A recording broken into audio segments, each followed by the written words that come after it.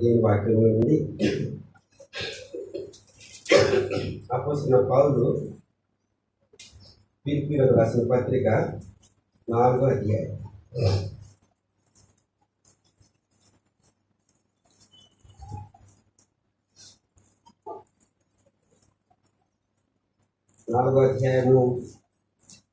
ఫిలిప్పీయులకు రాసిన పత్రిక 4వ అధ్యాయము అనగా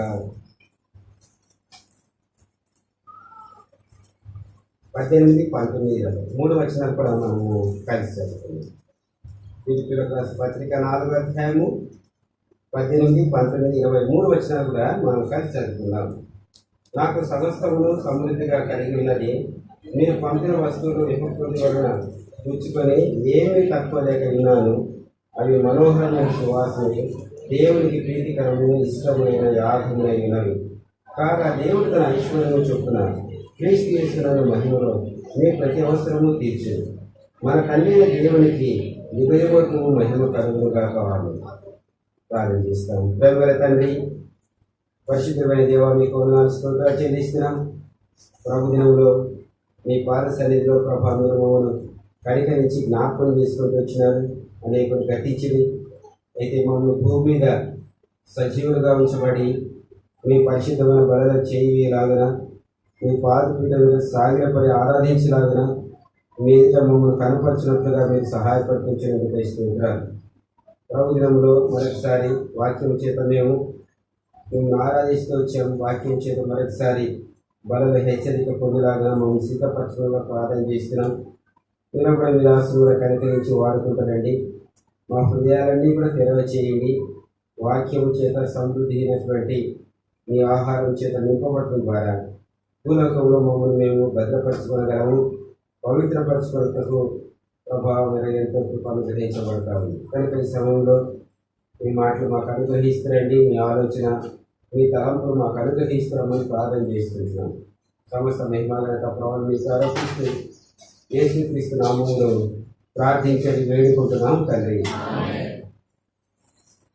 మనం చదివినటువంటి లేఖన భాగములు ఫిలిప్పీ పత్రిక 4వ అధ్యాయము 18, 19, 20 వచనాల్లో మనం జ్ఞాపకం చేసుకుంటూ వచ్చినప్పుడు పౌలు ఫిలిప్పీయుల గురించి మరి పలికినటువంటి శ్రేష్టమైనటువంటి మాటలు. అంతకుముందుగా పౌలు రాసినటువంటి పత్రికలు ఉన్నాయి. అయితే ఆయన చిన్న పత్రికలు గలతీకి, ఎఫెసీకి, ఫిలిప్పీ పత్రికలు రాస్తూ వచ్చాడు. గలతీకి రాస్తూ గలతీలో ఉన్నటువంటి విశ్వాసులందరూ కూడా సువార్త నుండి తొలగిపోయేటువంటి వారు. సువార్త వింటున్నారు, దేవుని మాటలు వింటున్నారు, కానీ ఎంతో సులువుగా వారి మధ్యలో శత్రువు పనిచేస్తూ వచ్చినప్పుడు వారు తొలగిపోయేటువంటి వారుగా ఉన్నారు. కనుక మాటల గురించి చూస్తే గలతీ పత్రిక 1వ అధ్యాయంలో 6వ వచనంలో పౌలు ఈ విధంగా మాట్లాడుతున్నాడు. గలతీ పత్రిక 1వ అధ్యాయం 6వ వచనం, క్రీస్తు కృపను బట్టి మిమ్మల్ని పిలిచిన వారిని పిలిచి భిన్నమైన సువార్త తట్టుకు మీరింతగా త్వరగా తిరిగిపోటు చూడగా నాకు ఆశ్చర్యం కలుగుతుందని. కనుక అన్య బోధలు లోకంలో ఉంటా ఉన్నాయి, వాక్యానుసారమైనటువంటి హెచ్చరికలు కరువుగా ఉన్నాయి. కనుక ఆకర్షించబడేటువంటి మరి కార్యాలు ఎన్నో శత్రువు జరిగిస్తున్నాడు. అందులో వాక్యానికి చోట్లేదు. కనుక శత్రువు గలతీయులను ఎంతగానో కలవరపరుస్తూ వచ్చినప్పుడు పౌలు అన్నారు, మీరు ఇంతగా అన్య బోధన చుట్టూ తిరిగిపోటు చూస్తూ వచ్చినప్పుడు నాకు ఎంతగానో ఆశ్చర్యం కలుగుతున్నది. ఎందుకంటే మీ మధ్యలో నేను ఎంతో ఆసక్తిగా పాటిస్తూ వచ్చాను, మీరు తొలగిపోయేటువంటి వాడిగా ఉన్నారు. ఎఫెసీ పత్రికను రాస్తూ పౌలు వారిలో ఉన్నటువంటి విశ్వాసాన్ని చూసి ఎంతగానో ఆశ్చర్యపోతూ వచ్చాడు. కనుక వారిని పౌలు ఎంతగానో ప్రేమిస్తూ వచ్చాడు. పౌలు వారి గురించి అనేక విషయాలు మాట్లాడుతూ దేవుడు వారిని తన కృపామహిమకు కీర్తి కలుగునట్లుగా దేవుడు వారిని ఏర్పరచుకున్నాడని వారి విశ్వాసం యొక్క సామర్థ్యాన్ని బట్టి పౌలు మాట్లాడుతూ వచ్చాడు. అందుకే పౌలు వారి మధ్యలో తన యొక్క విశ్వాసాన్ని కూడా ఆయన పంచుకుంటూ వచ్చాడు. కనుక విశ్వాస సంబంధంలో మంచి పోరాటం పోరాడండి. శత్రువుని ఓడించుటకు మరి తగినటువంటి విశ్వాసం యొక్క కవచాన్ని సర్వాంగ కవచాన్ని ధరించుకోమని పౌలు ఎఫెసీ పత్రికలో మరి ఎఫెసీలో హెచ్చరిక చేస్తూ వచ్చాడు. అయితే ఫిలిప్పీల గురించి మాట్లాడుతూ ఫిలిప్పులో ఉన్నటువంటి విశ్వాసులు వారు సువార్త పనిచేసేటువంటి వారు. పౌలు కూడా అదే కదా, సువార్త చేయటకే దేవుడు నన్ను ఏర్పరచుకున్న సాధనమైన అని పౌలు సెలవిస్తూ వచ్చాడు. కనుక పౌలు మరి ఫిలిప్పీలో ఉన్నటువంటి విశ్వాసులు ఎంతగానో మరి మెచ్చుకుంటూ వచ్చాడు.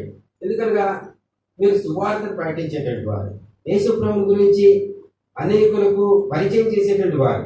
మొదటి అధ్యాయంలో మనం చూస్తే అని అంటాడు 7వ వచనంలో, నా బంధకముల యందు నేను సువార్త పక్షును వాదించుటందును దాన్ని స్థిరపరచుటందును మీరందరూ ఈ కృపలో నాతో కూడా పాలివారై ఉన్నారు.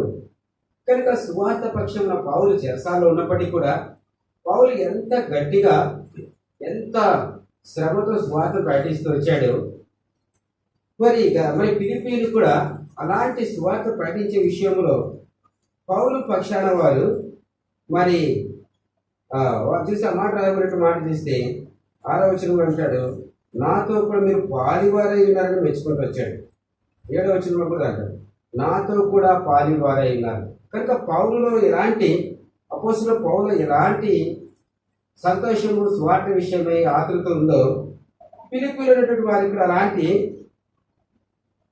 ఆశ ఉంది. అందుకే పౌలు అంటాడు వారి గురించి 7వ వచనంలో, నేను మిమ్మల్ని నా హృదయంలో ఉంచుకొని ఉన్నాను. అనగా సువార్త చేసేటువంటి వారి విషయంలో ఫిలిప్పీల విషయంలో పౌలు ఎంతగానో ప్రేమ కలిగినాడు.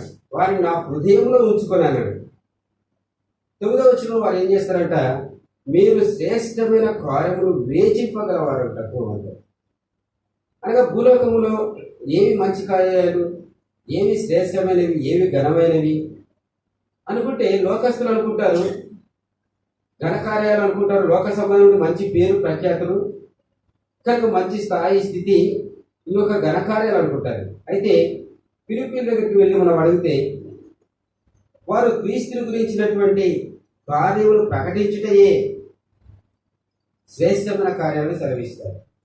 పౌలు తెలుసుకున్నాడు వారి మనసును, వారి ఆత్మీయ పరిపక్వతను, వారి యొక్క ఆత్మీయమైనటువంటి శ్రేష్టమైనటువంటి జీవితాన్ని పౌలు ఫిలిప్పీలు ఏ విధంగా ఉన్నారో గ్రహించాడు. సువార్తలో ఉన్నటువంటి మర్మము, దేవుని గురించినటువంటి జ్ఞానము వారికి సంపూర్ణంగా ఉందని పౌలు గ్రహిస్తూ వచ్చాడు. అందుకే వారిని ఆశీర్వదిస్తూ వారిని హృదయంలో ఉంచుకున్నాడు. మీరు శ్రేష్టమైన కార్యాలు మరి వివేచించేవారుగా ఉన్నారు. అంత మాత్రం కాకుండా 14వ వచనంలో చివరి మాట్లాడతాడు, నిర్భయముగా దేవుని వాక్యం బోధించుటకు మరి విశేష ధైర్యం కలిగిన వారుగా ఉన్నారు. దేవుని వాక్యాన్ని విశేషముగా బోధించుటకు విశేష ధైర్యం కలిగినటువంటి వారుగా ఉన్నారు. ఈ దినాల్లో శత్రువు ఏం చేస్తున్నాడు, మనకు భయాన్ని పుట్టిస్తాడు. ఏం భయం అది? లోక సంబంధం భయం కాదు, దేవుని కార్యం ప్రకటించకుండా ఉంటే చాలా శత్రువు కోరుకున్నది. సాతానికి ఇష్టమైన కార్యం ఏంటంటే, లోకానికి ఇష్టమైన కార్యం ఏంటంటే యేసు ప్రభు నామమును ప్రకటించకుండా ఉండడమే. నువ్వు ఏం చేసినా కూడా ఒప్పుకుంటారు, కానీ యేసు ప్రభు అంటే కదా హృదయంలో అప్పుడే వారికి చేదు మొదలవుతుంది కదా. ఆ 2 అక్షరాలు వింటేనే నిజంగా వారి హృదయం అంతా కూడా కలవరపరచబడతారు. ఎందుకనగా యేసుక్రీస్తు ప్రభు వారు నిజమైన దేవుడు, లోకాన్ని జయించినటువంటి వాడు. లోకస్తులకు ఆ మాట వారి హృదయానికి గిట్టదని ఒప్పుకోవడం లేదు. లోపలటువంటి సాతాను వారి హృదయాన్ని వ్యతిరేకంగా ప్రేరేపిస్తుంది. కనుక లోకంలో అనేక కార్యాలు జరుగుతూ ఉన్నాయి, లోక విరోధమైన కార్యాలు జరుగుతున్నాయి, లోక చట్టాలకు విరోధమైన కార్యాలు కూడా జరుగుతున్నాయి కదా. ఆయన కూడా వాటిని కూడా సహిస్తారు. యేసు ప్రభు గురించి ప్రార్థిస్తే ఒప్పుకోవడం లేదు. అందుకే పౌలు ఫిలిప్పీలో ఉన్నటువంటి వారి యొక్క హృదయాన్ని ఈ సమయంలో మనకు జ్ఞాపకం చేస్తాడు. ఫిలిప్పీలు సువార్త విషయంలో వారు విశేషమైనటువంటి ఆశ కలిగిన వారుగా ఉన్నారు. దేవుని శ్రేష్టమైన కార్యం అని వారు ఎంచినారు. దేవునికి ఇష్టమైన పని సువార్తని వారు తెలుసుకున్నారు. మూడవదిగా దేవుని వాక్యం బోధించటకు మరియు వారికి విశేషమైనటువంటి ధైర్యం కలిగిన వారుగా ఉన్నారు. కనుక మన ధైర్యమును విడిచిపెట్టకూడదు. యేసుప్రభు యొక్క శిష్యులందరూ కూడా ఈ లోకము విడిచినంత వరకు కూడా వారు యేసు ప్రభువును ప్రకటిస్తూ వచ్చారు. వారు ఆయా విధాలుగా మరి చంపబడుతూ వచ్చారు. చెరసాల్లో ఖడ్గం చేతను, ఆ విధంగా వారు తలకిందుగా సిలవేయబడినటువంటి పేతురు మనకు తెలుసు. యోహాను ఆ యొక్క మండేటువంటి నూనెలో వేయబడుతూ వచ్చాడు. చర్మం అంతా చీకిపోయింది నూనెలో వేసినప్పుడు. అయినప్పుడు కూడా ప్రభువుని ప్రకటిస్తూ వచ్చాడు. వీరన్నింటినీ మనం జ్ఞాపకం చేసుకుంటూ వచ్చినప్పుడు విశేష ధైర్యం కలిగిన వారిగా మనం కూడా ఉండాలని ప్రభు కోరుతున్నాడు. లోకంలో మనకు శ్రమలు, లోకంలో మనకు కష్టములు, సమస్యలు రాక మానవు, కానీ వీటి ఎందుకు మనం ధైర్యం కలిగి ఉండాలని పౌలు సెలవిస్తున్నాడు. ఇంకా అంటే ఆయన మనం చూస్తే 27వ వచనంలో మధ్య భాగంలో చూస్తే, మీరు ఏ విషయంలోనూ ఎదిరించి వారికి బెదరక అందరూ ఒక్క భావంతో సువార్త విశ్వాస పక్షమున పోరాడుచు అంటాడు. విశ్వాస పక్షమున మనము సువార్త విషయంలో ఒక పోరాటంగా పౌలు జ్ఞాపకం చేస్తున్నాడు. బెదిరించే పరిస్థితులు ఉంటాయి, అయితే బెదరకూడదు. ఎందుకంటే శత్రువు ఓడిపోయిన వాడుగా ఉన్నాడు. ఈ భూమండలము సృష్టించిన నాటి నుండి కూడా శత్రువు పనిచేస్తున్నాడు. హవ్వ ద్వారా పనిచేస్తూ వచ్చాడు, కయ్యూను ద్వారా పనిచేస్తూ వచ్చాడు, ఏశావు ద్వారా పనిచేస్తూ వచ్చాడు. అనేకులను క్రీస్తుకు విరోధిగా, శత్రువులుగా ఉంటకు చివరి వరకు శత్రు కార్యం అదే. లోకమంతా కూడా తన ఆశలు మునిగి తేలుతా ఉన్నప్పుడు శత్రు సంతోషిస్తూ ఉంటాడు. ఎప్పుడైతే దేవుని సువార్త అనేటువంటిది ప్రకటించబడుతుందో శత్రువు చెర్రైపోతాడు. అందుకే పౌలు అంటాడు, ఎదురించి వారికి బెదరక. దేవుని మాటలు ఎప్పుడైతే మనం పలుకుతూ వస్తామో దేవుడు ఆ మాటల్లో ఒక ప్రభావం ఉంచుతాడు, ఒక శక్తిని ఉంచుతాడు. ఆ మాటల యొక్క ప్రభావాన్ని బట్టి, ఆ యొక్క శక్తిని బట్టి శత్రువు అణిచివేయబడతాడు. ఎందుకంటే దేవుని మాటల్లో శక్తి ప్రభావం ఉంది. అలాగే మనం చూస్తే 30వ వచనంలో క్రీస్తునందు మొదటి అధ్యాయం ఫిలిప్పీ పత్రిక 30వ వచనం చూస్తే, క్రీస్తునందు విశ్వాసం ఉంచడం మాత్రమే కాక ఆయన పక్షమున మీరు శ్రమపడుటయు ఆయన పక్షమున మీకు అనుగ్రహించబడి ఉన్నది. కనుక ప్రభులో విశ్వాసం ఉంచినటువంటి మనందరికీ కూడా ఆయన ప్రకటించడము, ఆయన నామమును గణపరచబడడం మాత్రమే కాకుండా ఆయన పక్షమున మనము శ్రమపడుటయు దేవుడు మనకు అనుగ్రహించాడు. క్రీస్తు నిమిత్తమై శ్రమపడుట అది గొప్ప భాగ్యము. ప్రభుని అంగీకరించిన తర్వాత అనేక పరిస్థితులు శత్రువు తీసుకొని వస్తాడు. వాడు ఓడిపోయిన వాడే ఈ లోకంలో, అయినప్పటికీ కూడా దేవుని ప్రజలను వాడు శోధిస్తాడు. యేసు ప్రభు వారు 40 దినాలు మత్తయి సువార్త 4వ అధ్యాయంలో, లూకా సువార్తను చూస్తే యేసు ప్రభు వారు 40 దినాలు ఆయన ఉపవాసం ఉండి అరణ్యంలో మరి ప్రార్థన చేసిన తర్వాత ఆయన అరణ్యంలో కొనుక్కోబడితే వచ్చినప్పుడు శత్రువు ఆయన శోధించింది. అయితే శత్రువు ఏమో గెలిచినాడా? గెలవలేదు, ఓడిపోయాడు. కనుక యేసు ప్రభు వారు 40 దినాలు ఉపవాసం ఉండి శారీరకంగా బలహీనమైనటువంటి స్థితిలో ఉన్నప్పుడు నిజంగా శత్రువు ఓడిపోయాడు. అయితే మనం అనుదినము వాక్యం చేత మరి నింపబడుతున్నప్పుడు, పోషించబడతా ఉన్నప్పుడు మనం బలవంతులం. పౌలు అంటాడు, మనం ఎప్పుడు బలహీనులు, అప్పుడు బలవంతులం అంటాడు. కనుక పరిస్థితులన్నీ తీసుకొని వస్తుంది శత్రువు. ఇక నీకు చేత కాదు, నీకు బలహీనుడలే, నువ్వు కృంగిపోయినానికి నేను లేవనెత్తే వారు లేరంటాడు. నీకు అక్కడ 7వ అధ్యాయంలో ఆయన అంటాడు, ఓ శత్రువా నేను కింద పడినా తిరిగి లేస్తాను నేను. కనుక పరిస్థితి నుంచి చెప్పుడు మనం భయపడే వారంగా లేదు. అందుకే పౌలు అంటా ఉన్నాడు 2వ అధ్యాయం ముగింపు 30వ వచనంలో, ఆయన పక్షమున మనము శ్రమ పడుటయు మనకు అనుగ్రహించబడింది. కనుక శ్రమ ఎప్పుడైతే మనం శ్రమలను చూస్తా ఉన్నామో, శ్రమలు ఎప్పుడైతే మనం ఎదుర్కొంటున్నామో మనం ఒకటి గ్రహించాలి, ప్రభు మనతో కూడా ఉన్నాడు, మనలో ఉన్నాడు, ఆయన కార్యం జరిగిస్తున్నాడు. మన ద్వారా ఆయన కార్యం జరిగించేటప్పుడు శత్రువు మరి తీసుకొచ్చేటువంటి శ్రమలు కానీ, ఆయన పక్షంలో వహించేటువంటి శ్రమలు కానీ అవి నిత్య మహిమకు కారణంగా ఉంటాయి. పరలోకంలో దేవుడు ఆయన చూస్తూ ఊరుకుంటే వాడగలేడు. ఆయన అంటాడు, మీకా గ్రంథంలో మీకా గ్రంథంలో మిమ్మల్ని ముట్టివాడు నా కనుగుడ్డును ముట్టినవాడు. అయితే మనకి శ్రమలు వచ్చినప్పుడు ప్రభు విడిచిపెట్టే వాడగలేడు. అయితే శ్రమల ద్వారా మనం ప్రభువులో ఉన్నామని మనకు జ్ఞాపకం చేయగలరు. ఎందుకు దుఃఖం వస్తుంది, ఎందుకు కన్నీళ్ళు వస్తాయి? ప్రభులో మనం ఉన్నాం కనుక, అంటే మనం కన్నీరు కాల్చిన ప్రభుకి ఇష్టమా? రక్షణార్థమైనటువంటి మారు మనసు కలిగినప్పుడు మనకు దుఃఖం కలుగుతుంది కనుక ప్రభు విషయంలో మనం ఏమున్నామో మనం తెలుసుకున్నప్పుడు ఆయన ఎంత గొప్పవాడో, ఆయన ఎంత శక్తిమంతుడు, సర్వ సృష్టిని మాట చేత కలిగజేసేటువంటి వాడు, నిన్ను నన్ను ఆదరించుటకు దినమెల్లా ఆయన చేతులు చాటుతున్నాడు. ఒక మాటతో సర్వ సృష్టిని కలగజేసేటువంటి దేవుడు సూర్యుని, చంద్రుని, నక్షత్రాన్ని కలగజేసేటువంటి వాడు, భూమిని, సముద్రాన్ని ఒక మాటతో కలుగజేస్తే ఆయన దినమెల్లా తన చేతులు మన కొరకే చాచిందాడు. ఎంత గొప్ప దేవుడు! కనుక ఆయన మాట్లాడుతూ ఉన్నాడు. 2వ అధ్యాయంలో మనం చూస్తే ఆయన అన్నాడు, 2వ అధ్యాయంలో ఆయన ఇద్దరు జ్ఞాపకం చేస్తూ ఇచ్చాడు. 19వ వచనంలో మనం చూస్తే 24 వరకు 23 వరకు కూడా మనం చూస్తే తిమోతిని జ్ఞాపకం చేస్తూ వచ్చాడు. ఫిలిప్పీయులారా, మీలో ఇంత ఆశ ఉంది, దేవుని కొరకు శ్రమ పట్ట కూడా మీరు ఇష్టపడుతున్నారు కనుక నేను తిమోతిని 19 వచ్చి ఉంటాడు, నేను మీ పక్షంన మీ క్షేమం తెలుసుకుని ధైర్యం తెచ్చుకుని నిమిత్తము తిమోతిని శీఘ్రంగా మీ వద్దకు పంపించుటకు ప్రభుని యేసునందు నిరీక్షిస్తున్నాను. కనుక ప్రభు నిజంగా శ్రమ పడే వారి విషయమై సువార్త విషయంలో ప్రభు కొరకు ఎవరైతే విశేషమైనటువంటి ధైర్యం కలిగి ఆయన సన్నిధిలో పోరాడేటువంటి, విశ్వాస విషయంలో పోరాడేటువంటి ఆశ కలిగినారో వారందరినీ కూడా ఆదరించుటకు దేవుడు తిమోతి లాంటి పరిచయం కలిగినటువంటి వారిని ప్రభు జ్ఞాపకం చేస్తుంటాడు. అనగా తిమోతి ఎవరి దశలో ప్రభుని వెంబడిస్తూ వచ్చాడు.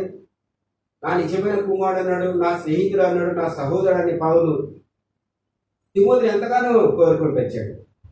తిమోతి ఎలాంటి వాడంటే ఎవరైతే ధైర్యంగా పోరాడతారో, ఎవరైతే శ్రమంలో ఉన్నారో వారిని ఆదరిస్తాడట, వారికి ఇంకా ధైర్యాన్ని కలిగిస్తాడు. పౌలు చెరసాలో ఉన్నప్పుడు సైతం తిమోతి ధైర్యంగా పౌలును వెంబడిస్తూ వచ్చాడు.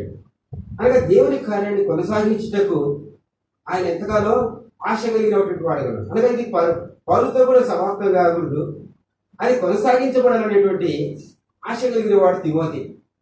మనం కూడా అలాంటి ఆశ కలిగిన వారంగా మన జీవిత దినాలంతా మాత్రమే కాకుండా మన తర్వాత కూడా దేవుని కార్యం ప్రభు నాకు ఆలస్యమైతే అది కొనసాగించబడినట్లుగా మనం ప్రార్థన చేయాలి.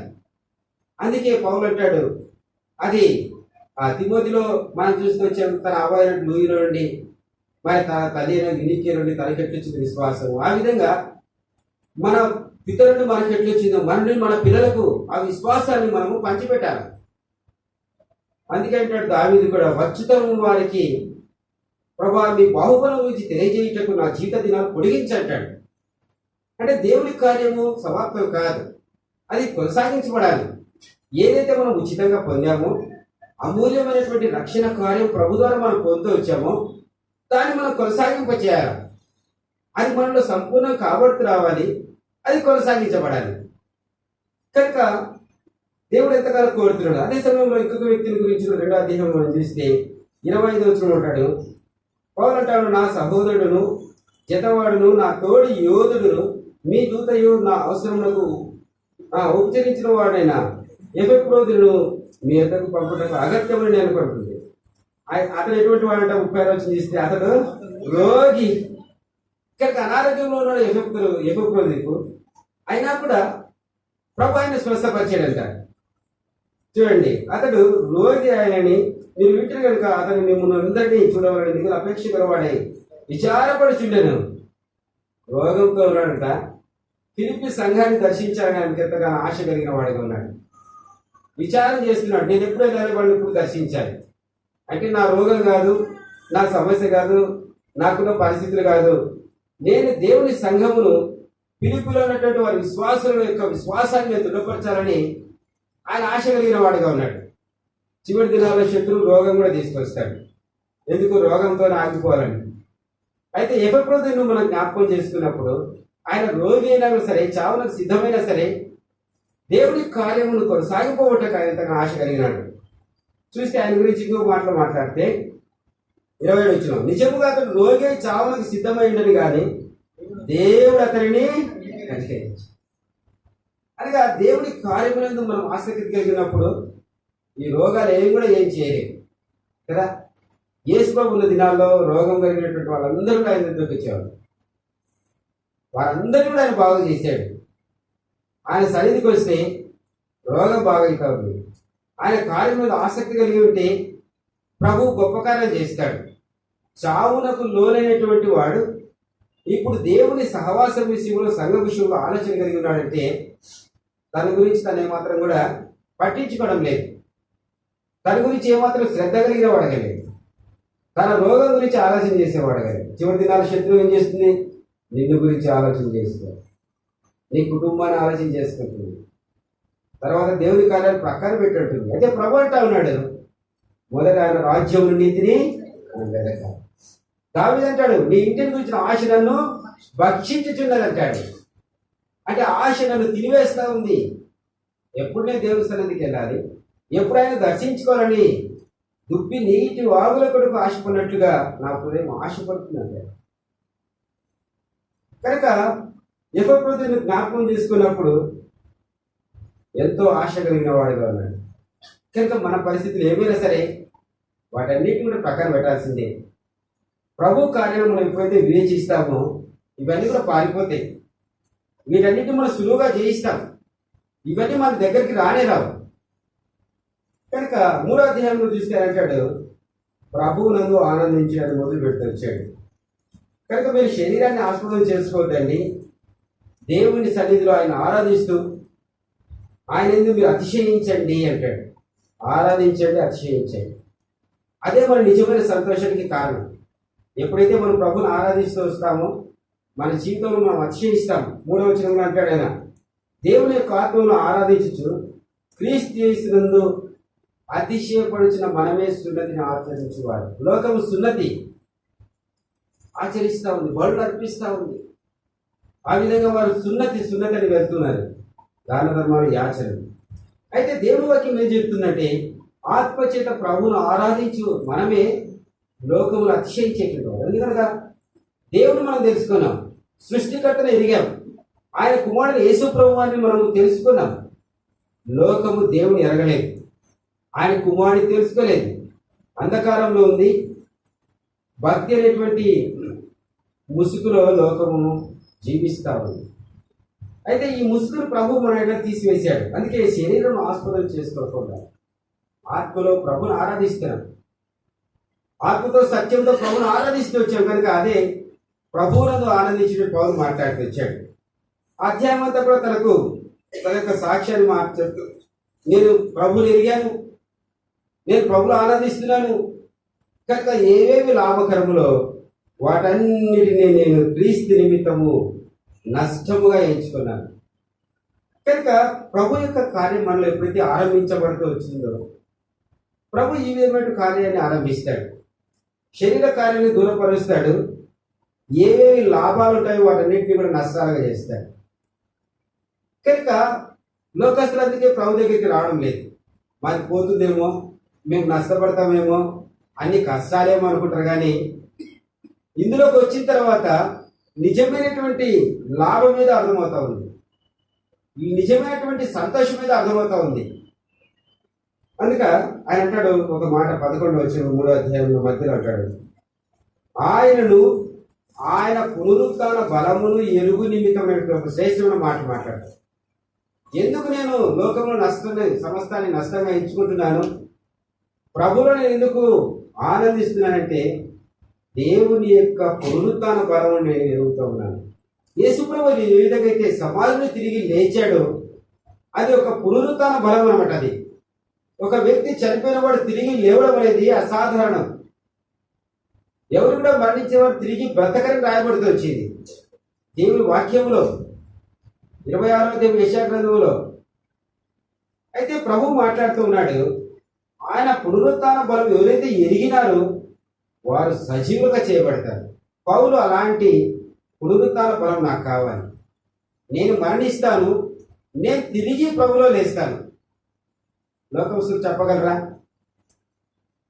చనిపోకముందే సమాధులు కట్టించుకునేటువంటి వారి లోకంలో మంచి మంచి సమాధులు కట్టించుకుంటున్నారు. సమాధుల కోసం రిజర్వేషన్లు పెట్టుకుంటున్నారు. భార్య చనిపోతేనే భర్త అడ్వాన్స్గా స్థలం పెట్టుకోవాలి. ఏమైనా ఇక్కడ స్థలం పెట్టినట్టు ఎవరి కోసం అంట? బతుకుల కోసం రిజర్వేషన్. అయితే పౌలు అంటా ఉన్నాడు, నేను పునరుత్థాన బలం ఎరుగుతూ ఉన్నాను. నేను ప్రభువుని ఎరిగాను. ఈ లోకంలో ఉన్న వాటిని నష్టంగా ఎంచుకుంటున్నాను. అయితే ఒకటి నాకు తెలుసు, నేను ఒకనొక దినమున మరణిస్తాను, నేను పునరుద్ధరణ లేస్తాను. ఎందుకంటే ప్రభువైన యేసుక్రీస్తు వారు పునరుద్ధరణ లేచాడు, సమాధిని జయించాడు, మరణాన్ని జయించాడు. నేను కూడా పునరుద్ధరణ బలం కలిగి ఉంటాను అంటాడు. ఇంకా అంటాడైనా 4వ అధ్యాయానికి మనం వెళ్తే సమయం లేదు కనుక ఇక్కడ 4వ అధ్యాయానికి వస్తే ఆయన ఒక మాట మాట్లాడుతూ ఆరంభిస్తూ వచ్చాడు. ఈవిని గురించి ఆయన మాట్లాడుతూ వచ్చాడు. ఆ ఫిలిప్పీ సంఘంలో ఉన్నటువంటి వారి గురించి మాట్లాడుతూ వచ్చాడు. కావున నేను అపేక్షించి నా ప్రియ సహోదరులారా, నా ఆనందం, నా కిరీటమైన నా ప్రియులారా, ఇట్లు ప్రభువునందు స్థిరులై ఉంది అని మాట్లాడుతూ వచ్చాడు. అక్కడ కూడా ఇద్దరు సహోదరులు జ్ఞాపకం చేస్తూ వచ్చాడు. 4వ అధ్యాయంలో 2వ వచనం చూస్తే యువోదియా సుంటికేస్ అనేటువంటి ఇద్దరు సహోదరులు, వారు పరిచర్లో సువార్తలో నాతో కూడా ప్రయాసపడినటువంటి వారు. ఎంత మంచివారు! యువోదియా సుంటికేస్ అనేటువంటి వారు 3వ వచనం అంటారు, నా ఇద్దరు సహకారులతోనూ సువార్త పనిలో నాతో కూడా ప్రయాసపడినటువంటి వారు ఇద్దరు స్త్రీలు. దేవుని గ్రంథంలో రాయబడుతూ వచ్చిందంటే ఎంత ఆధిక్యత! యువోదియా సుంటికేసు. పౌలు నోట్ల నుంచి ఆ మాటలు వచ్చినాయంటే వారు జ్ఞాపకం చేసుకున్నారంటే వారు సామాన్యమైనటువంటి వారు కాదు. ఒక దైవజనురాల గురించి నేను విన్నాను. ఆమెతో కూడా 1 సంవత్సరం ఉన్నాను. అప్పుడు ఆమె 80 సంవత్సరాలు, నాకేమో 25 సంవత్సరాలు.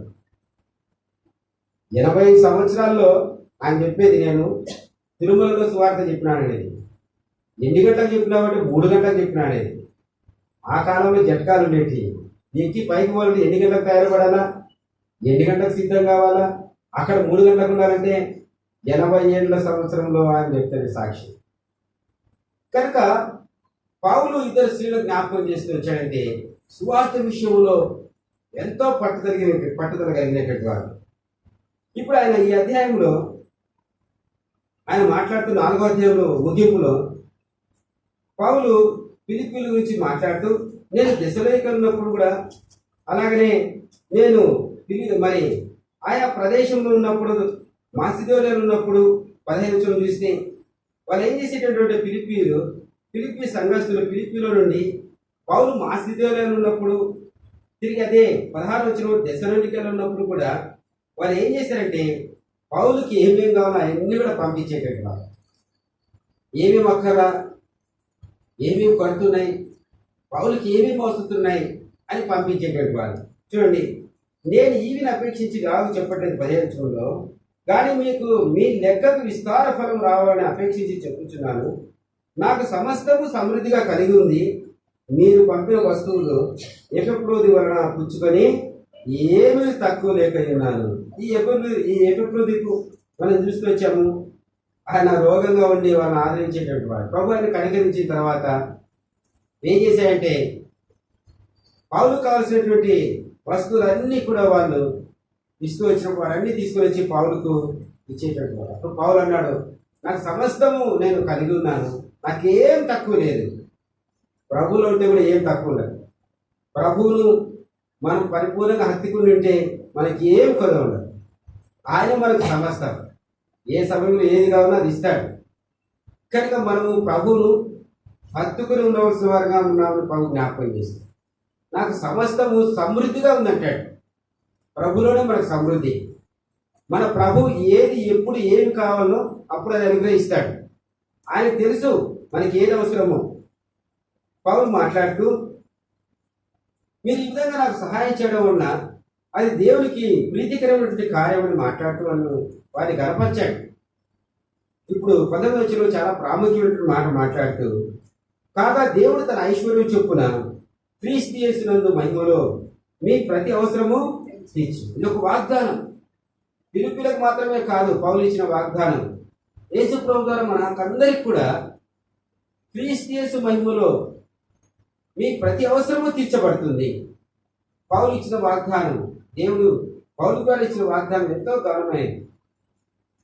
కనుక మన విశ్వాస జీవితంలో ఈ వాగ్దానం అవునన్నట్టుగా నెరవేర్చబడుతూ వస్తుంది. దేవుడు ఐశ్వర్యవంతుడు, ఆయనకు సర్వ సమృద్ధి ఉంది. ఆయన గుప్పిలి విప్పి ప్రతి జీవి కోరికను తీర్చేటటువంటి వాడుగా ఉన్నాడు. ఆయన మాట ఇచ్చి నెరవేర్చకపోయేవాడు కాదు. ఆయన పెదవులు ఉన్న బైబిల్ మాటను రద్దుపరచడు. ఆయన గొప్ప ఐశ్వర్యవంతుడు కనుక ఆయన నమ్మినటువంటి వారందరినీ కూడా ఐశ్వర్యవంతులుగా చేస్తాడు. యోసేపును ఐశ్వర్యవంతులుగా చేశాడు. రిక్తుడుగా దాసుడుగా ఐగుప్తుకి వెళ్ళాడు. ఒక ఐశ్వర్యవంతులుగా చేస్తూ వచ్చాడు. గొర్రెలు కాసుకున్నట్టు దావీదును దేవుడు ఐశ్వర్యవంతులుగా చేస్తూ వచ్చాడు. దానియేలు, షడ్రకు, మేషకు, అబేద్నెగోను దేవుడు ఐశ్వర్యవంతులుగా చేస్తూ వచ్చాడు. వారందరూ దాసులే. పౌలు కూడా దేవుడు ఐశ్వర్యవంతులుగా చేస్తూ వచ్చాడు. బాల్యం నుండే యూదా మత ప్రవేశులైనప్పటికీ కూడా, గొప్ప వంశంలో హెబ్రీ వంశంలో జన్మించినప్పటికీ కూడా అంతకంటే దేవుడు ఐశ్వర్యవంతులుగా చేస్తూ వచ్చాడు. అలాంటి ఐశ్వర్యవంతుడు పరలోకంలో దేవుడు మనకున్నాడు. ఆయన చేయుటకు సమస్తము చేతనవుతా ఉంది.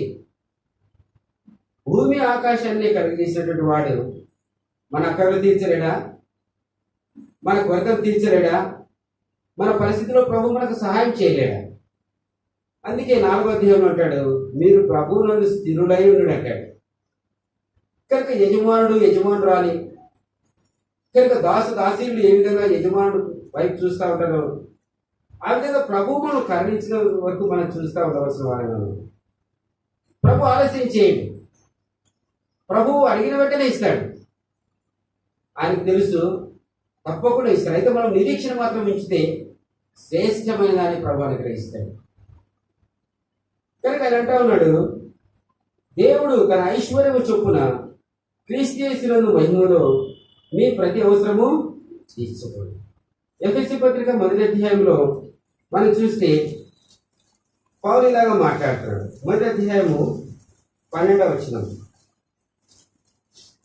దేవుడు తన చిత్త ప్రకారమైన సంకల్పం బట్టి మనలను ముందుగా నిర్ణయించి ఆయన స్వాస్థ్యంగా ఏర్పరచెను. కనుక దేవుడు మనం అందరినీ కూడా ముందుగా నిర్ణయించాడు.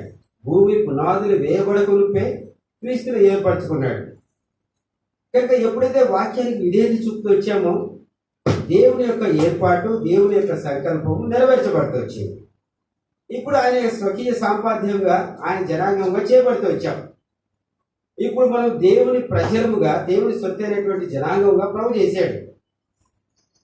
ఇప్పుడు ఆయన మన కొరకై ఐశ్వర్యవంతుడిగా సమస్తాన్ని సిద్ధపరిచాడు. 1 కొరింథీ పత్రిక 2వ అధ్యాయం 9వ వచనం ఆయన అంటాడు.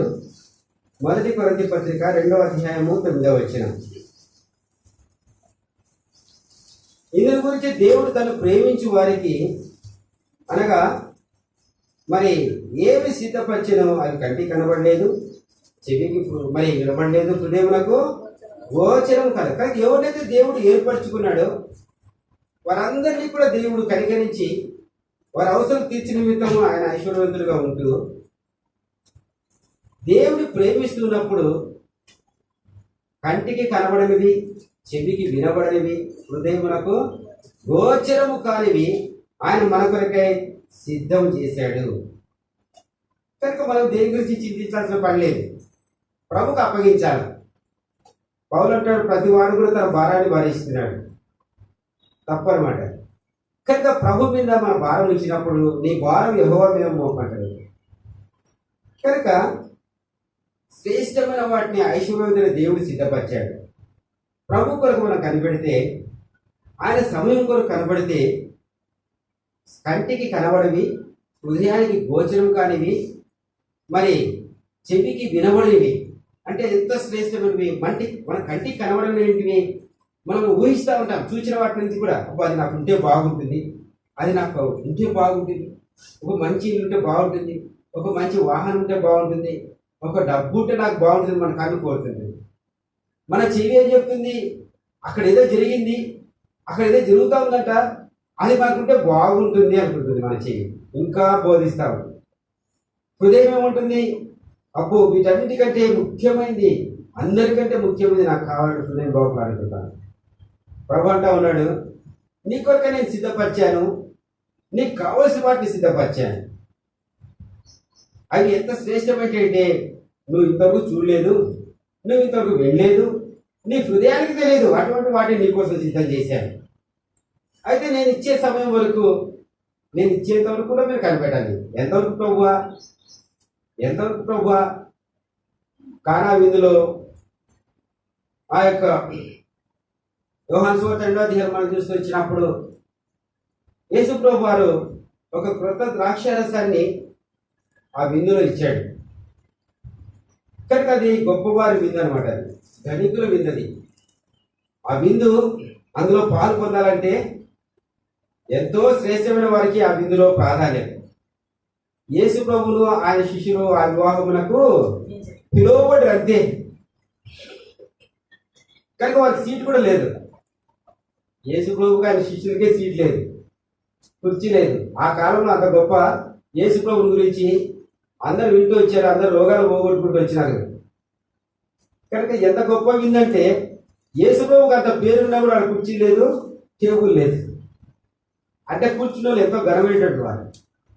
అయితే యేసు ప్రభు వారు అంత ఘనమైనటువంటి వారు ఆ విందులో ద్రాక్షారసం అయిపోయినప్పుడు ప్రభు వారికి శ్రేష్టమైన ద్రాక్షారసం ఇచ్చినప్పుడు వారు ఒక మాట అన్నారు, ఇటువంటిది ఎప్పుడు కూడా మేము తాగలేదే, ఎక్కడిది, ఇంత మంచిది ఎక్కడిది, ఈ మంచిది ఎక్కడ పెట్టుకున్నావు? ఆ మంచి అంతా కూడా యేసు ప్రభులో ఉంది, ఆ మంచిదంతా కూడా ఆయనలో ఉంది. ఆతృతపడి తిన్నోళ్ళందరికీ కూడా జబ్బు ద్రాక్షారసమే, తొందరగొండలోకి కూడా జబ్బు ద్రాక్షారసమే. వారి ఆకలి తిరగలేదు, పరిగెత్తుకుంటూ పోయినా సరే. ఇప్పుడు యేసు ప్రభు ఇచ్చేటువంటిది శ్రేష్టమైనది. కనుక అలాంటి ఆశీర్వాదాన్ని ప్రభు మన కొరకు సిద్ధపరుస్తూ ఉంటున్నాడు.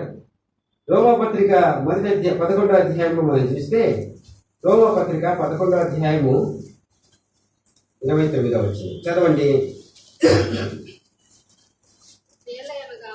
ఏలైనగా తన కృపావరం విషయంలోను పిలుపు విషయంలోను పశ్చాత్తాపడు. కనుక దేవుడు నీ కొరకై శ్రేష్టమైన వారిని సిద్ధపరిచాడు.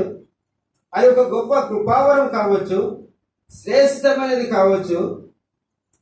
అయితే వాటి విషయంలో నువ్వు మరి పోగొట్టుకున్నట్లయితే ప్రభు పశ్చాత్తాపడు, కనికరించడు.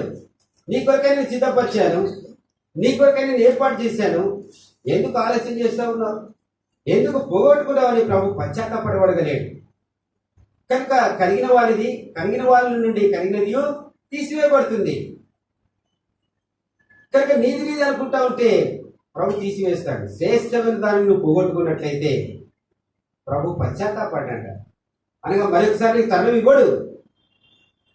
కనుక మనం ఒక ఉదాహరణ చూస్తే, దేవుని యొక్క మహిమల గురించి మనము చదివినటువంటి వాగ్దానంలో కాగా, దేవుడు తన మహిమలో తన ఐశ్వర్యం చొప్పున క్రీస్తు యేసునందు మహిమలో మీ ప్రతి అవసరము, అంటే మహిమలో అంటే ఎప్పుడోనా, ఎట్లోనా, ఎక్కడోనా, యేసు వచ్చినప్పుడా, పరలోకంలో జరుగుతుందా, తీర్చబడేది మన కోరిక, మన ఆశ. అంటే ఒక చిన్న మరి ఉదాహరణ మనం చూసుకురాగలం.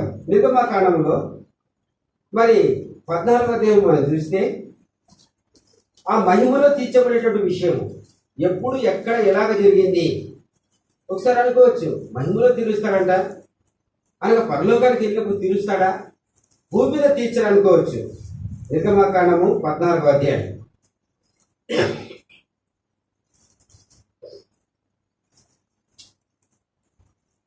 4వ వచనం. అయితే నేను ఫరో హృదయమును కఠినపరిచెదను, అతడు వారి తరముగా నేను ఫరో వలనను అతని సమస్త సేన వలనను మహిమ తెచ్చుకుందును. నేను యెహోవానని ఐగుప్తులందరూ తెలుసుకున్నారు. ఇక్కడ దేవుడు మాట్లాడుతున్నాడు. ఐగుప్తులందరూ కూడా దేవుని మహిమను తెలుసుకుంటారంట. సమస్త సేనలు, ఫరో కూడా ఇది దేవుని మహిమను తెలుసుకుంటారంట. ఏం జరిగింది? ఇశ్రాయేల్ ప్రజలందరూ కూడా దాదాపు 450 సంవత్సరాలు వారు ఐగుప్తులో ఉన్నారు. మోషే ద్వారా దేవుడు వారందరినీ కూడా ఐగుప్తు నుంచి వెలుపలికి తీసుకొని వచ్చేటువంటి సందర్భం ఇది. వారందరూ కూడా ప్రయాణమయ్యారు. ఇప్పుడు ఎర్ర సముద్రం దగ్గరికి వస్తూ ఉన్నారు. అప్పుడు వారందరిలో కూడా కలవరం వచ్చేసింది. ఎందుకంటే ముందు ఎర్ర సముద్రం ఉంది, వెనక చూస్తే ఫరో 600 రథములను, శ్రేష్టమైనటువంటి రథములను తీసుకొని ఇక్కడ అంటాడు ఆయన, కనుక శ్రేష్టమైన 600 రథములను ఐగుప్తు రథములన్నిటినీ వాటిలో ప్రతి దాని మీద అధిపతులను తోడుకొని అని వస్తా ఉన్నాడు. 600 రథాలు వస్తా ఉన్నాయంటే వీళ్ళ గుండెలు కరిగిపోయింది. ఇప్పుడు దేవుడు అంటాడు, నేను వారి మధ్యలో ఇశ్రాయేలులో సేనల మధ్యలో ఫరో ఎదుటను నేను నన్ను మహిమపరుచుకుంటాను. క్రీస్తు యేసునందు మహిమలో మీ ప్రతి అవసరం తీర్చబడి అంటే ఎప్పుడో కాదు. ఇశ్రాయేల్ ప్రజల సందర్భం ఏంటంటే ఇక్కడ ఈ 14వ అధ్యాయంలో వారు ఐగుప్తు నుంచి వచ్చిన తర్వాత 600 రథాలను తీసుకొని ఫరో వస్తా ఉన్నాడు. వెనక చూశారు, భయపడిపోయినారు. 12వ అధ్యాయం 12వ వచనం చూస్తే వాళ్ళు ఏమి చేసినట్ట, మోషేతో అంటా ఉన్నారు, మా జోలికి రావద్దు, ఐగుప్తీయులకు దాసులం అయిపోతాం మేము. ఎగమాకాండం 14వ అధ్యాయం 12వ వచనంలో మేము నీతో చెప్పిన మాట ఇదే కదా, మేము ఈ అరణ్యంలో చచ్చిన కంటే ఐగుప్తీయులకు దాసులం అయిపోతామన్నాడు. దేవుడు ఏమంటున్నాడు, నేను మీ మధ్యలో నా మహిమను కనపరుస్తాను, వారి సేనల మధ్యలో ఫరో ఎదుటను నేను నా మహిమను చూపిస్తానంటే మీరు అనుకుంటా ఉన్నాడు ఆ మాటలు లెక్క పెట్టకుండా ఇప్పుడు ఆయన ఎక్కడో ఏమోలే, ఆయన ఏమైపోయాడని అనుకుని ఇప్పుడు మేము దాసులం అయిపోతా ఉంటా ఉన్నాం. దేవుడు మనం ఈ అధ్యాయంలో తెలుసు ఏ విధంగా ఇశ్రాయేలు ప్రజలను దేవుడు ఒక రాత్రి అంతా తూర్పు గాలి చేత ఆ యొక్క ఎర్ర సముద్రాన్ని పాయలుగా చేశాడు. ఇశ్రాయేలు దాటిపోయారు. ఇప్పుడు ఫరో సైన్యము రథములతో వస్తూ ఉంది. ఇశ్రాయేలీలందరూ కూడా బలిని చేత దాటిపోతా ఉన్నారు, నడుచుకుంటా పోతా ఉన్నారు. ఇశ్రాయేలీలందరూ కూడా గుంపు 20 లక్షల మంది.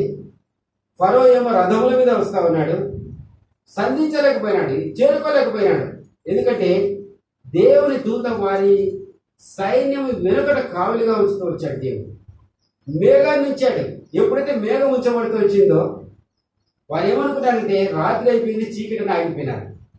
ఆ మేఘం వచ్చినప్పుడు మొగ్గు వచ్చింది, వారందరూ కూడా అంధకారంలో ఉన్నారు. అయితే దేవుడు ఆ మేఘం వెలుపట ఒక సైడ్ వెలుగునిచ్చాడు, ఇశ్రాయేలు సాగిపోనట్లుగా. నిజంగా దేవుని ప్రజలను శత్రువు వెంబడిస్తూనే ఉంటాడు. మనకు తెలియకనే దేవుడు మేఘాన్ని నుంచి ఉంటాడు, దూత నుంచి ఉంటాడు. కావాలి శత్రువు దరి చేరలేడు, మనం ముట్టలేడు. శత్రు శబ్దం వినపడవచ్చు, కేకలు వినపడవచ్చు, రంకెలు వినపడవచ్చు, కానీ శత్రువు ఏం చేయలేదు. సరే, ఏం జరిగింది? వారు కూడా మధ్యకి వచ్చారు.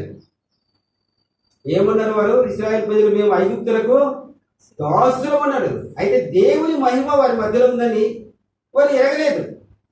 25వ వచనం చదవండి. 14వ అధ్యాయం 25వ వచనం. వారి రథచక్రములు ఊడిపడినట్లు చేయగా వారు బహు కష్టపడి తోలుచుండని అప్పుడు ఐగుప్తులు ఏమన్నారంట? కలిసి చదువుకుందాం.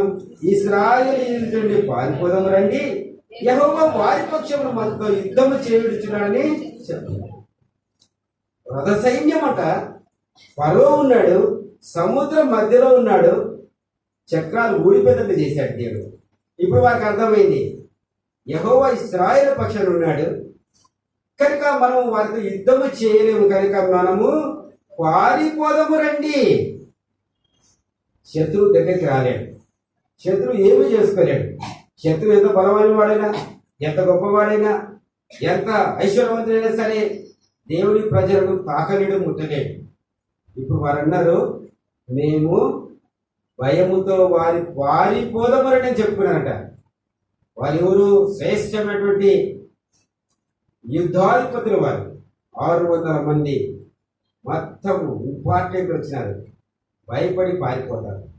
అనగా దేవుని మహిమ ఎప్పుడైతే మనం కలిగిన వారంగా ఉంటామో ఆ మహిమ మన జీవితాల్లో, మన గృహాల్లో, మన పక్షాన దేవుడు ఏం చేశాడంటే శత్రువు పారిపోయినట్లుగా వెనుక తిరిగిపోతా ఉన్నారు.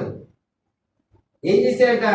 తిరిగి 27వ వచనంలో మోషే సముద్రం మీద తన చెయ్యి చాపగా పొదుపొడిచినప్పుడు సముద్రం అధిక బలముతో తిరిగి పొరలేను గనక ఐగుప్తీయులు అది చూచి వెనుకకు పారిపోయి అప్పుడు యెహోవా సముద్రం మధ్యను ఐగుప్తీయులను నాశనము చేశాను. శత్రువులు దేవుడు విడిచిపెట్టాడు. మన కళ అయితేనే ఇశ్రాయేలు ప్రజలందరూ చూస్తూ ఉన్నారు, ఫరోను చూస్తున్నారు, అక్కడ సైన్యాన్ని చూస్తున్నారు. మిక్కిలి బలమైనటువంటి సముద్రము తిరిగి పొల్లి పారిపోయినందున వారందరూ కూడా ఏం చేశారు? నాశనమైంది. ఒక సైన్యం నాశనం కావడం, ఒక రాజు నాశనము కావడము. ఇశ్రాయేల్ యుద్ధం చేయలేదే, ఇశ్రాయేల్ ఏమి కూడా మరి కష్టపడలేదే. అందుకే దేవుడు వారి పక్షాన దాచించిన మేలు వారి కళ్ళ కూడా పూజించలేదు, వారి కంటి కనపడలేదు. ఎప్పుడు ఇట్లా జరిగింది?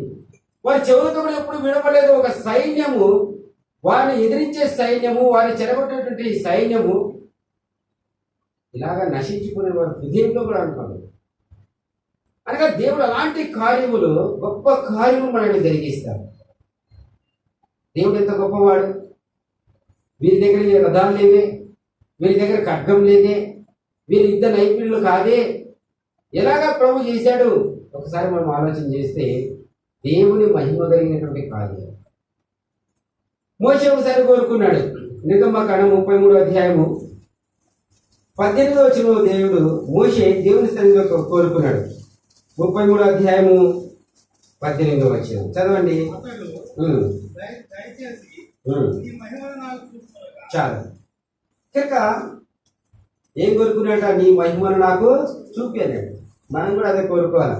మన కష్ట పరిస్థితులలో, మన అనారోగ్యంలో, మన సమస్యల్లో, మన కొరతల్లో మనం ఏం చేయాలా? ప్రభు నీ మహిమను కోరుకో, నీ మహిమను చూపించు. ఎందుకంటే నీ మహిమ వస్తే శత్రువు ఓడిపోతా ఉన్నాడు, నాశనం అయిపోతా ఉన్నాడు, నీ కార్యం జరిగించబడతా ఉన్నాయి. మోషే ఎరిగినాడు, ప్రభు నీ మహిమను చూపించాడు. నువ్వు చూడలేవయ్యా, నా చెయ్యి అడ్డం పెడతాను. అందుకు ఆ బండ సందులో నువ్వు దాగి ఉండని మాట్లాడుతూ వచ్చాడు. కనుక 21 ఉంటాడు. మరి యెహోవా ఇదిగో నా సమీపంలో ఒక స్థలం ఉంది, నీవు ఆ బండ మీద. కనుక మరి ఆ బండ మీద దాక్కోనుండు. ఆ బండ సందులో చూస్తా ఉన్నంతే. ఆ బండ క్రీస్తే. నువ్వు ప్రభులో ఉంటే ప్రభు నీ పక్షాన మహిమను కనపరుస్తాడు. నువ్వు గొప్పగానే చూస్తావు. ఆయన చేతిని ఎట్లా పెడతాడు? ఆ చేతి నీడలో ఉంచబడతావు. కనుక నా చెయ్యి తీసిన తర్వాత దేవుని యొక్క వెనుక పాశాన్ని తీసినటువంటి వాడు మోషే ఒక్కడే భూలోకంలో. ఏ మానవుని కూడా దేవుని చూసి బ్రతక నేరడు. దేవుని చూశాడు. దేవుని చూసేటువంటి కోరిక కలిగింది. మనకేం కోరికలు వచ్చాయి? నువ్వు ఇస్తే చాలు ప్రభు అన్నట్టు. కనుక ప్రభు మాట్లాడుతూ ఉన్నాడు, నా మహిమని కనపరుస్తాను, నా మహిమని చూపిస్తానని ఆయన మాట్లాడుతూ వచ్చాడు. సంఖ్యాకాండంలో మనం చూస్తే ఒక సందర్భంలో 14వ అధ్యాయము 10వ వచనంలో కూడా, లేవియాకాండం సంఖ్యాకాండము 14వ అధ్యాయము 10వ వచనం.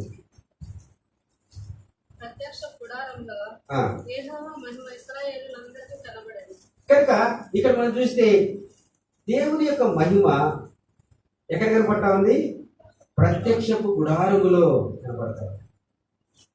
అనగా దేవుని సన్నిధి సహవాసంలో దేవుని మహిమ కనపడతా ఉంది. అందుకే ఇశ్రాయేలు ప్రజలందరూ కూడా సర్వ సమాజము దేవుని దగ్గరకు వచ్చేటట్టు వారు. దేవుని సన్నిధిలో దేవుని మహిమ ఉంది.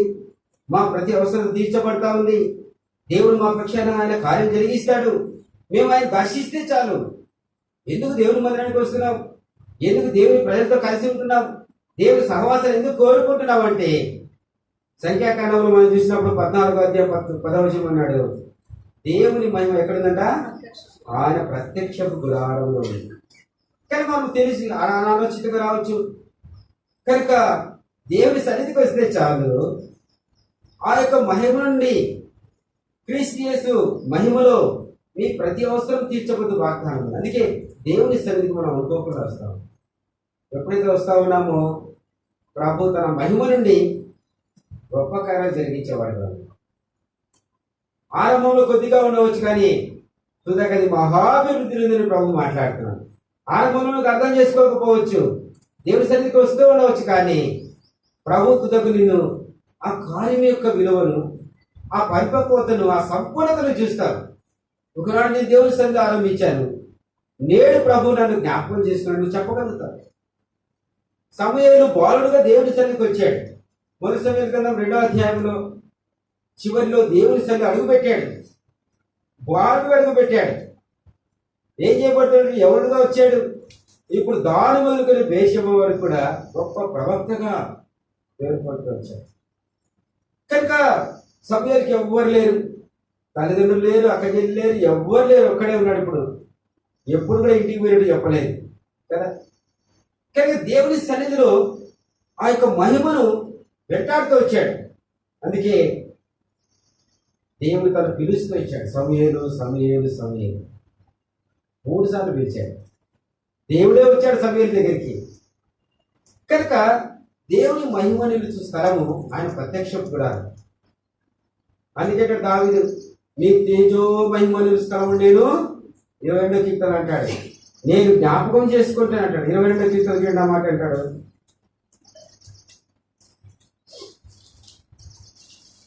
23వ అధ్యాయం 26వ అధ్యాయము 8వ వచనం, యెహోవా నీ నివాస మందిరమును నీ తేజో మహిమ నిలుచు స్థలము నేను ప్రేమించుచున్నాను. దావీదు కనుక్కున్నాడు, దేవుని మందిరం ఉంటే చాలు, అక్కడ ప్రత్యక్షత ఉంది, అక్కడ దేవుని మహిమ ఉంది కనుక ప్రభువా నీ తేజో మహిమ నిలుచు స్థలము నేను ప్రేమిస్తున్నాను. ఎంత గొప్ప ఆశ.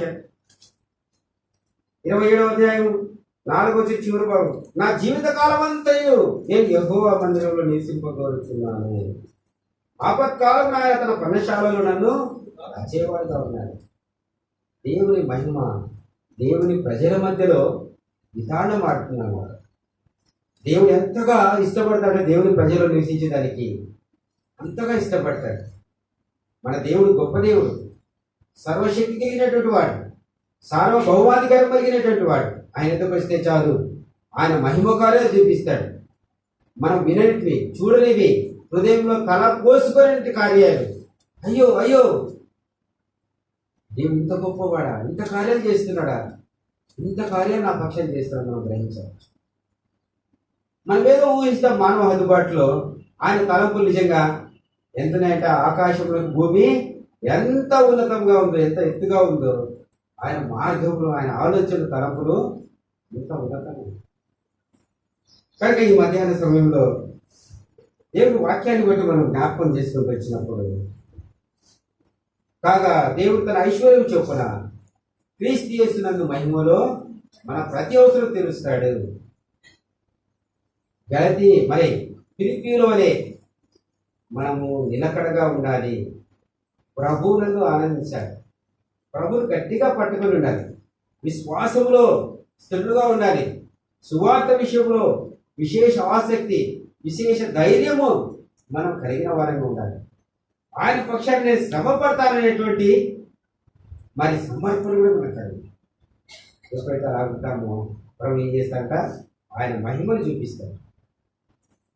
శత్రువు పారిపోతా ఉన్నాడు, గ్రహించాడు శత్రువుని మేము ఎదుర్కోలేమే, ఇశ్రాయేల్ ప్రజలు మేము ఎదుర్కోలేము, వెనుకకు మరిపోతా ఉంటున్నాడు. ప్రభు విడిచిపెట్టలేదు, శత్రువుల సమూల నాశనం చేస్తాడు. ఎపెప్రోదు వలె తిమోతి వలె దేవుని కార్యం మీద ఆసక్తి కలిగిన వారు ఉండాలి. యువోదియ వలె సుంటికేసు వలె ప్రభు కార్యంలో ఆసక్తి కలిగి ఉండాలి. ప్రభు అది చివరి దినాలు కోరుకుంటున్నాడు. శత్రువు మన ఆసక్తిని ఏం చేస్తాడంటే వాడు దొంగలిస్తాడు అంతే. ఒకరోజు మందిరానికి పోకుంటే రేపు వారం కూడా పోకుండా వాడు ఏం చేస్తాడంటే బలిహీన చేస్తాడు. రేపు వారం పోటీ ఇంతే కదా అనుకుంటాడు. 4 వారాలు 5 వారాలు 6 వారాల తర్వాత హృదయాన్ని రాయిమారం చేస్తాడు, గొప్ప అపాయం తీసుకొస్తాడు, ఎంతో నష్టాన్ని తీసుకొస్తాడు. కనుక ప్రభు ఏమో పశ్చాత్తాపడేవాడు కానీ మన కొరకు సిద్ధపరిచిన వాటన్నింటినీ కూడా సిద్ధం చేసినప్పుడు పాపం విషయంలో పిలుపు విషయంలో ఆయన ఏమో సమస్తాన్ని మనకు అనుగ్రహించాడు. ఆయన సిద్ధంగా ఉన్నాడు. మనం ఇంత పోగొట్టుకునేటువంటి పరిస్థితి ఉన్నప్పుడు నిజంగా ఎంతో నష్టపోయేవాడు. కనుక ఈ మధ్యాహ్నం ప్రభువుల ఎదుకు వచ్చినప్పుడు ప్రభువులను జ్ఞాపకం చేసి నేను కూడా ఫిలిప్పీల వలె నేను ఆశతో ఆసక్తితో నేను వెంబడించడానికి నన్ను జ్ఞాపకం చేసి ఎక్కడ బలహీనంగా ఉన్నాను, ఎక్కడ పోగొట్టుకుంటున్నాను ప్రభువులను జ్ఞాపకం చేస్తాను. ప్రభు సన్నిధిలో పశ్చాత్తాపడి ప్రభువులలో పాల్గొనే ప్రభువులను సహాయం చేయాలి. మోకరిస్తాము. ప్రభువుల కొరికే మన సిద్ధపడాలి.